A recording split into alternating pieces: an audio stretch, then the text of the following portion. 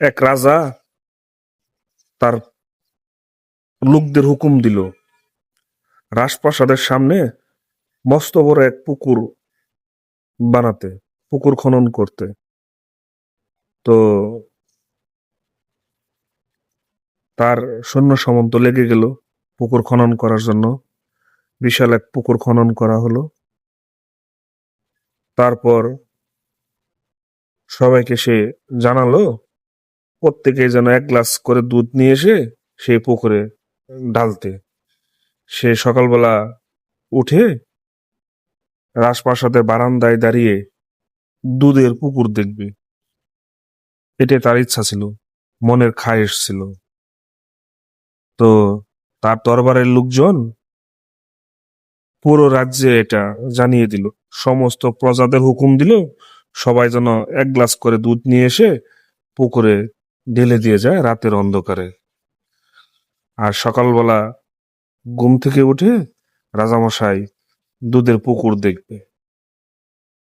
তো এই জিনিসটা সারা রাজ্যে ছড়িয়ে দেওয়া হলো। তো একজন মনে মনে চিন্তা করলো যে সবাই তো মানে যেহেতু হুকুম দেওয়া হয়েছে এক গ্লাস করে দুধ নিয়ে যাওয়ার জন্য, আমি করব কি, রাতের অন্ধকার তো কেউ তো দেখবে না, এক গ্লাস পানি নিয়ে যাব। তো সবাই দুধ ডালবে, আমি এক গ্লাস পানি ঢালবো।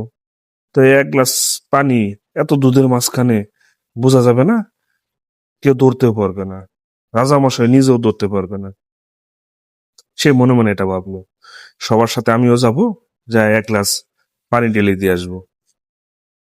তো যেই বাবা সেই কাজ, রাতের অন্ধকারে গিয়ে সে এক গ্লাস পানি নিয়ে পুকুরে ঢেলে দিয়ে আসছে।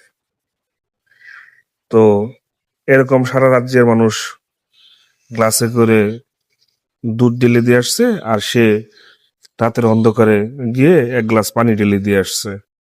তো সকালবেলা রাজা ঘুম থেকে উঠছে, উঠে বারান্দায় গিয়ে তার পুকুর দেখে জিরে জুড়ে চিৎকার চেঁচামেচি শুরু করছে, হুঙ্কার দেওয়া শুরু করছে, হায় হায় হায় হায়, এই কি অবস্থা, আমার দুধের পুকুর পানিতে ভর্তি, দুধের পুকুর পানিতে ভর্তি। তার মানে একজন এক গ্লাস পানি দিয়ে আসে নাই, সবাই চিন্তা করছে যে এক গ্লাস পানি দিয়ে আসি আর বাকিরা তো দুধ দিবে, এই দুধের সাথে এই এক গ্লাস পানি দেখা যাবে না। তো এই চিন্তা করে সবাই পানি ঢেলে দিয়ে আসছে, রাজার দুধের পুকুর পানিতে ভর্তি, সাদা পানিতে ভর্তি। এই হচ্ছে অবস্থা। আল্লাহ, রাজার মনের খায়েশ, দুধের পুকুর আজ পানিতে ভর্তি। সে দুধের পুকুরের জায়গায় পানির পুকুর দেখল। ধন্যবাদ সবাইকে।